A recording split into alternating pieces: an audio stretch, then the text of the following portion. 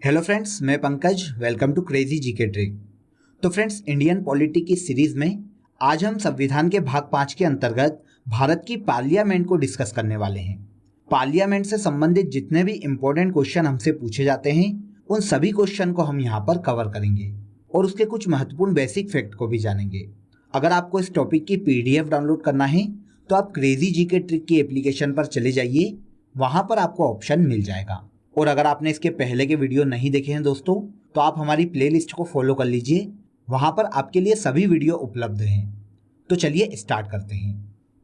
सबसे पहला क्वेश्चन देखिए, भारत में संसदीय प्रणाली किस देश के संविधान से ली गई है? तो चलिए दोस्तों, सबसे पहले मैं आपको भारत की पार्लियामेंट से संबंधित कुछ बेसिक फैक्ट शॉर्ट में बता देता हूं, जिससे इस टॉपिक से संबंधित जितने भी महत्वपूर्ण क्वेश्चन हैं वो आपके बहुत ही इजीली सॉल्व हो जाएं। अगर आप इस टॉपिक को और डिटेल में पढ़ना चाहते हैं दोस्तों, तो इस टॉपिक की एक ऑडियो क्लिप मैंने बना रखी है, जिसकी लिंक आपको डिस्क्रिप्शन में दी गई है। आप उस ऑडियो क्लिप को सुन लीजिए। वहां पर आपको इंडियन पार्लियामेंट के बहुत ही छोटे छोटे फैक्ट, जो कि एग्जाम में कभी कभी पूछ लिए जाते हैं, बहुत ही ईजिली समझ में आ जाएंगे। अब यहाँ पर संसद को समझने से पहले आप इन 3 आर्टिकल को स्पेशली याद रखिएगा। आर्टिकल 79, आर्टिकल 80 और आर्टिकल 81। भारत के संविधान के आर्टिकल 79 में देखिए, संसदीय शासन प्रणाली का उल्लेख किया गया है, जो कि भारतीय संविधान में ब्रिटेन के संविधान से एडॉप्ट की गई है। Clear? Very very important fact है दोस्तों। अगर आपसे कभी भी एग्जाम में क्वेश्चन ऐसा पूछा जाए कि भारत में द्विसदनी संसदीय प्रणाली किस देश के संविधान से एडॉप्ट की गई है, तो याद रखिएगा, ये ब्रिटेन के संविधान से भारतीय संविधान में एडॉप्ट की गई है।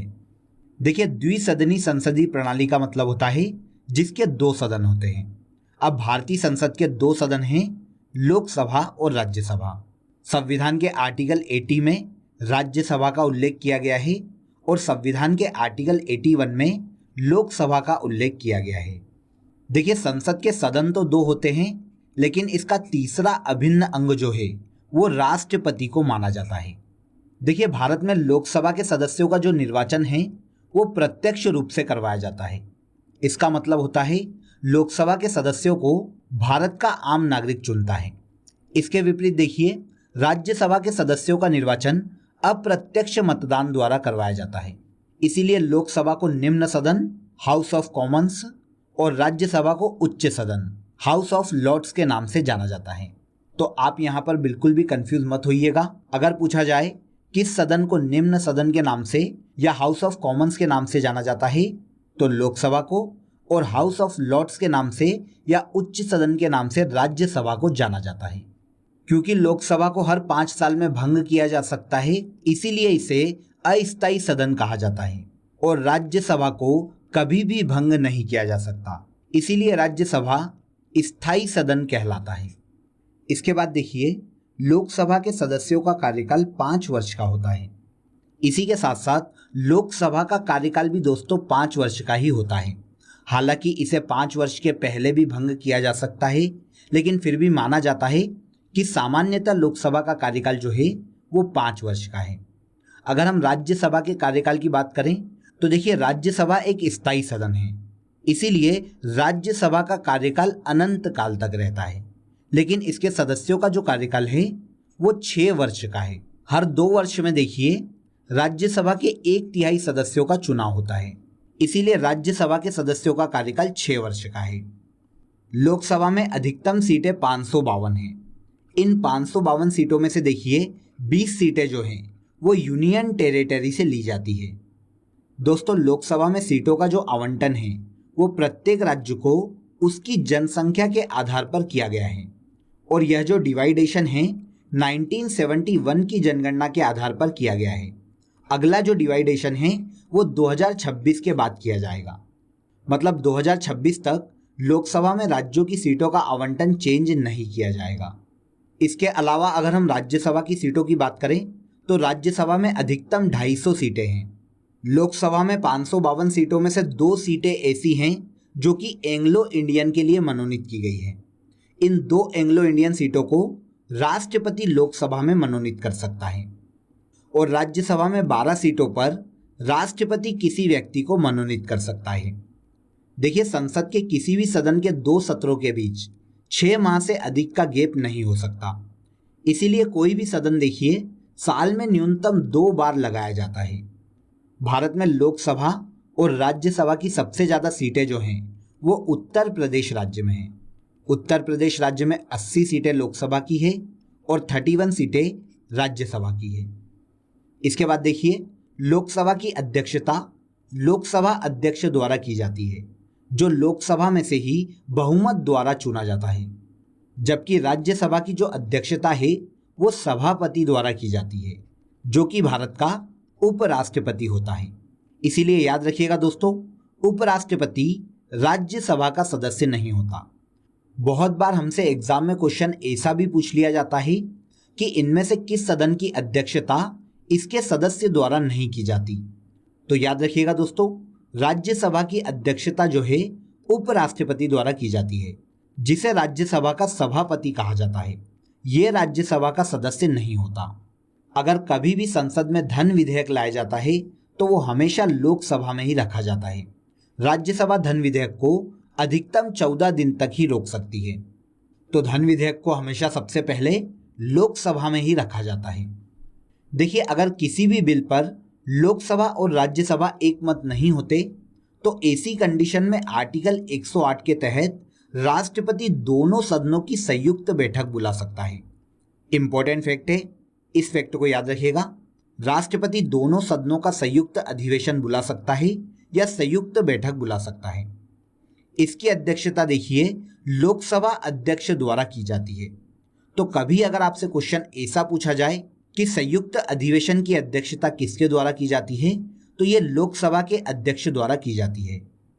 इसके अलावा देखिए दोस्तों, संविधान के आर्टिकल 330 के तहत लोकसभा में अनुसूचित जाति को भी आरक्षण दिया गया है। लोकसभा की 552 सीटों में से 84 सीटें जो हैं वो अनुसूचित जाति के लिए आरक्षित की गई है। ओके, तो दोस्तों यहाँ पर मैंने आपको भारत की संसद से संबंधित कुछ महत्वपूर्ण फैक्ट के बारे में बताया है, जिससे आपके इस टॉपिक के सभी क्वेश्चन बहुत ही इजीली सॉल्व हो जाएंगे। तो चलिए अब हम क्वेश्चन की तरफ चलते हैं। तो भारत में संसदीय प्रणाली को ब्रिटेन के संविधान से एडॉप्ट किया गया है। इसके बाद सेकेंड क्वेश्चन देखिए, भारतीय संसद का उल्लेख संविधान के किस आर्टिकल में किया गया है। वेरी सिंपल क्वेश्चन है दोस्तों, आप सभी को इसका आंसर पता चल ही गया होगा। भारतीय संसद का उल्लेख संविधान के आर्टिकल 79 में किया गया है। तो आंसर बी। आर्टिकल 79 में भारत की संसद का उल्लेख किया गया है, आर्टिकल 80 में राज्यसभा का और आर्टिकल 81 में लोकसभा का उल्लेख किया गया है। भारतीय संसद के ऊपरी हाउस को किस नाम से जाना जाता है। तो भारत की संसद में 2 सदन हैं, लोकसभा और राज्यसभा। इसमें से राज्यसभा को ऊपरी सदन के नाम से जाना जाता है, जिसे हाउस ऑफ लॉर्ड्स कहा जाता है। तो answer D. Clear. Next question पर चलते हैं। राज्यसभा के सदस्यों का कार्यकाल कितने वर्ष का होता है। तो देखिए, सभी फैक्ट मैं आपको पहले ही बता चुका हूं दोस्तों, तो ऐसे क्वेश्चन आपके बहुत ही इजीली अब सॉल्व हो जाएंगे। देखिए, राज्यसभा के सदस्यों का कार्यकाल सामान्यतः 6 वर्ष का होता है। हर 2 साल में 1/3 सदस्यों का चुनाव किया जाता है। तो आंसर हो जाएगा यहां पर हमारा आंसर डी। लोकसभा के लिए चुनाव में निर्वाचित होने के लिए किसी व्यक्ति के लिए न्यूनतम आयु सीमा कितनी है। तो देखिए, सबसे पहले आप यहां पर यह जान लीजिए कि अगर किसी भी व्यक्ति को लोकसभा में निर्वाचित होना है तो उसे न्यूनतम 25 वर्ष की आयु पूरी कर लेनी चाहिए, और अगर किसी व्यक्ति को राज्यसभा में निर्वाचित होना है तो उसे न्यूनतम 30 वर्ष की आयु पूरी कर लेनी चाहिए। तो लोकसभा में निर्वाचित होने के लिए न्यूनतम 25 वर्ष की आयु पूरी कर लेनी चाहिए। नेक्स्ट क्वेश्चन देखिए, लोकसभा में राज्यवार सीटों का आवंटन वर्ष 1971 की जनगणना पर आधारित है। यह निर्धारण किस वर्ष तक यथावत रहेगा। तो लोकसभा में राज्यवार सीटों का आवंटन जो है वो 2026 तक यथावत रहेगा। मतलब 2026 तक लोकसभा की सीटों में कोई भी चेंजेस नहीं किए जाएंगे। अगला क्वेश्चन है, लोकसभा में सदस्यों की अधिकतम संख्या निर्धारित की गई है। तो भारत की लोकसभा में अधिकतम 552 सीटों का निर्धारण किया गया है, जिनमें से 530 राज्यों की सीटें हैं, 20 सीटें केंद्र शासित प्रदेशों से ली गई है और 2 सीटों पर एंग्लो इंडियन की नियुक्ति राष्ट्रपति द्वारा की जाती है। तो इस प्रकार देखिए 552 सीटें अधिकतम लोकसभा में निर्धारित की गई हैं। राज्यसभा को स्थायी सदन कहा जाता है क्योंकि दोस्तों राज्यसभा को कभी भी विघटित नहीं किया जा सकता। तो आंसर हो गया आंसर बी। राज्यसभा एक स्थायी सदन है क्योंकि ये निरंतर चलने वाला सदन है। 1952 से जब से राज्यसभा की शुरुआत की गई है ये निरंतर चल रही है, इसे कभी भी भंग नहीं किया जा सकता। अगला क्वेश्चन देखिए, लोकसभा में आंग्ल भारतीय समुदाय से सदस्य मनोनीत करने की शक्ति किसके पास है? तो लोकसभा में 2 एंग्लो इंडियन की नियुक्ति जो है वो भारत के राष्ट्रपति द्वारा की जाती है और यह नियुक्ति संविधान के आर्टिकल 331 के तहत की जाती है। क्लियर?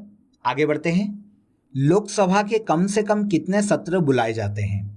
तो संसद के किसी भी सदन के 2 सत्र के बीच 6 माह से ज्यादा का गैप नहीं हो सकता। तो दोस्तों लोकसभा के एक साल में कम से कम 2 सत्र बुलाए जा सकते हैं। नेक्स्ट क्वेश्चन देखिए, भारत में किस राज्य का लोकसभा व राज्यसभा में प्रतिनिधित्व सर्वाधिक है? तो भारत में सबसे ज्यादा लोकसभा और राज्यसभा की सीटें भारत के उत्तर प्रदेश राज्य में हैं। उत्तर प्रदेश में 80 लोकसभा की सीटें हैं और 31 राज्यसभा की सीटें हैं, जो कि पूरे भारत में सबसे ज्यादा हैं। उत्तर प्रदेश के बाद लोकसभा में सर्वाधिक स्थानों का आवंटन किया गया है।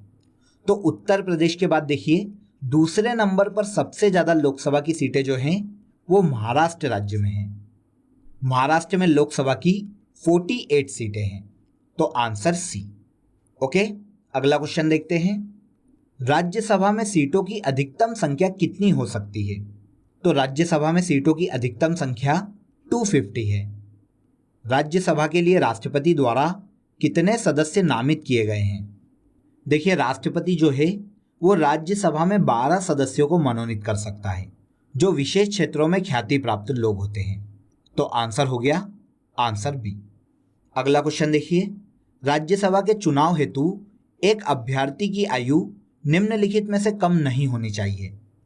तो अगर किसी को भी राज्यसभा का चुनाव लड़ना है तो उसे न्यूनतम 30 वर्ष की आयु पूरी कर लेनी चाहिए। तो आंसर हो गया 30 वर्ष।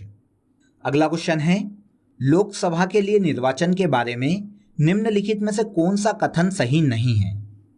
तो कथन देख लीजिए दोस्तों, निर्वाचन वयस्क मताधिकार के आधार पर होता है। बिल्कुल सही, लोकसभा में वयस्क मताधिकार के आधार पर लोकसभा का सदस्य चुना जाता है।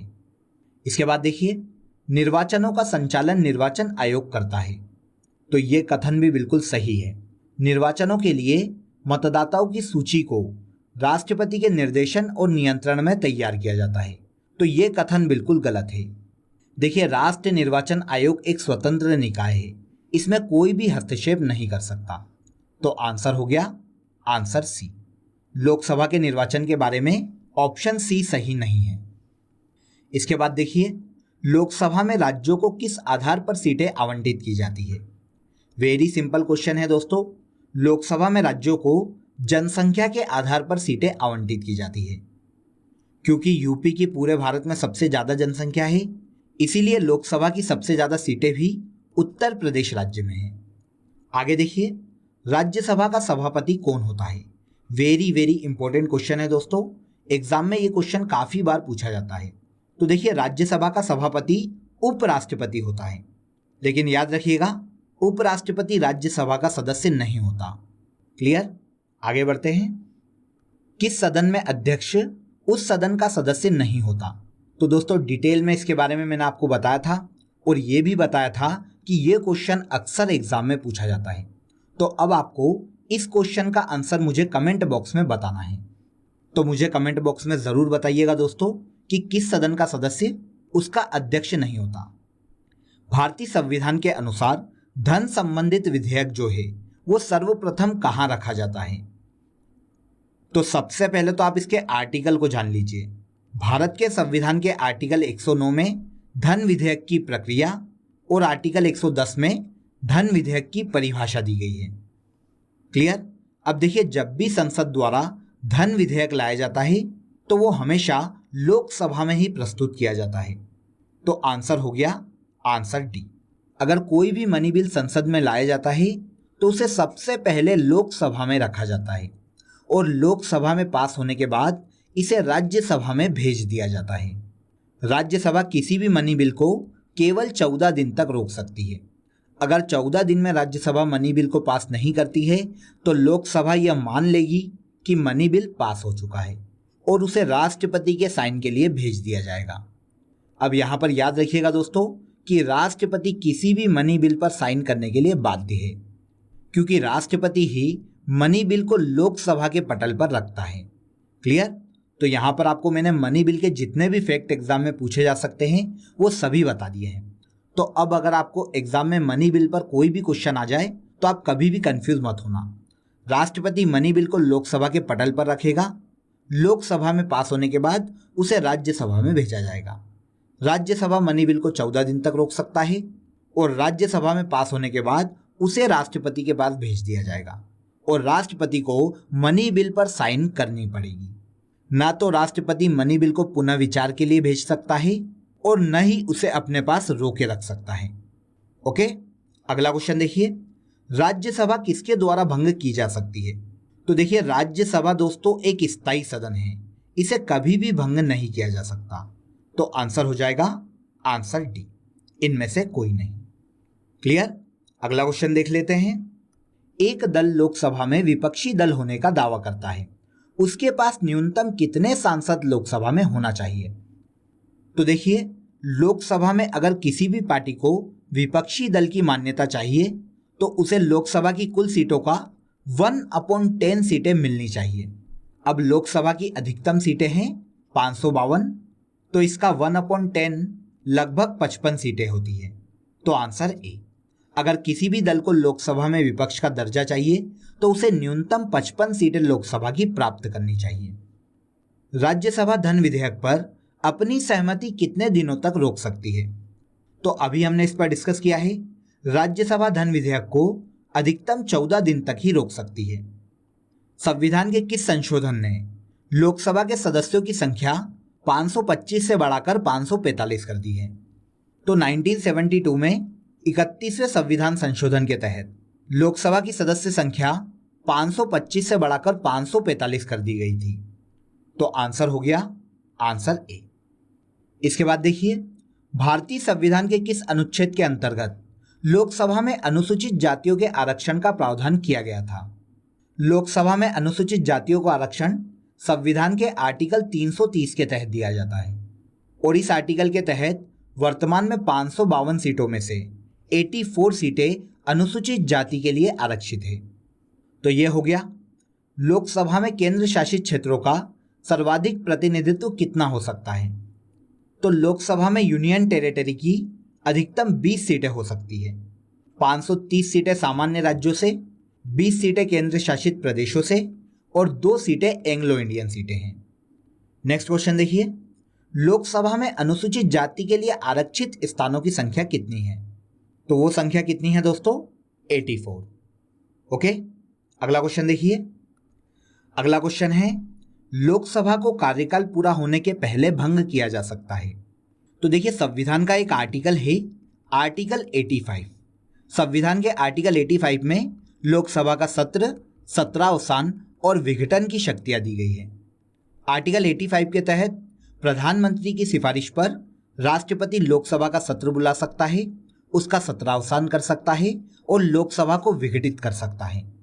तो आंसर डी, प्रधानमंत्री की सिफारिश पर राष्ट्रपति लोकसभा को भंग कर सकता है। लोकसभा की बैठक समाप्त की जा सकती है। तो लोकसभा की बैठक जो है स्थगन द्वारा, सत्रावसान द्वारा और विघटन द्वारा, उपयुक्त सभी के द्वारा समाप्त की जा सकती है। और ये तीनों प्रावधान जो हैं आर्टिकल 85 में उल्लेखित हैं। लास्ट क्वेश्चन देखिए दोस्तों, संसद के दोनों सदनों के संयुक्त अधिवेशन की अध्यक्षता कौन करता है? वेरी वेरी इंपॉर्टेंट क्वेश्चन है दोस्तों। इस क्वेश्चन को आप कभी भी मत भूलिएगा। एग्जाम में ये काफ़ी बार पूछा गया है, अनलिमिटेड टाइम ये क्वेश्चन पूछा गया है। तो देखिए, संसद के संयुक्त अधिवेशन को बुलाता राष्ट्रपति है, लेकिन इसकी अध्यक्षता जो है वो लोकसभा अध्यक्ष द्वारा की जाती है। तो आंसर सी, लोकसभा अध्यक्ष संसद के संयुक्त अधिवेशन की अध्यक्षता करता है। क्लियर? तो फ्रेंड्स, आई होप आपको संसद के दोनों सदन और उसके जितने भी महत्वपूर्ण आर्टिकल्स हैं वो बहुत ही अच्छे से याद हो गए होंगे। तो अगर आपको ये वीडियो पसंद आया हो तो वीडियो को लाइक करें, शेयर करें और कमेंट करके हमें आंसर ज़रूर बताएं। आपसे फिर मुलाकात होगी नेक्स्ट वीडियो में। बने रहिए हमारे साथ। जय हिंद।